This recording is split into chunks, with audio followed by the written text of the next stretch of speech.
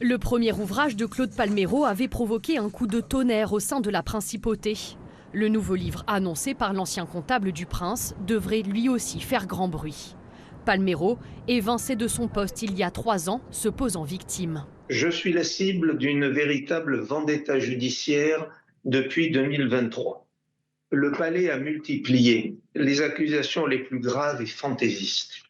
On m'a accusé de vol, de détournement d'argent, de corruption, de prise illégale d'intérêts, de trafic d'influence et j'en passe. Durant cette conférence de presse, les avocats de Claude Palmero n'ont eu de cesse de parler du rôle d'un grand magnat de l'immobilier monégasque et de son influence sur le prince pour mener à bien ses affaires.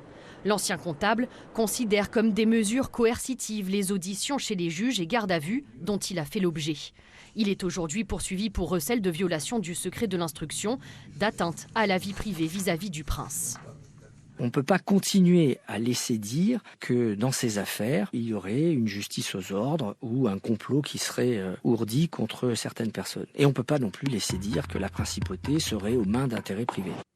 Dans sa démarche, Claude Palmero étrille le système monégasque. Il évoque un réseau d'influence qui aurait existé à une époque. En 2021, un mystérieux corbeau avait par ailleurs révélé combien la principauté était corrompue de toutes parts à travers ce que l'on avait appelé les dossiers du rocher.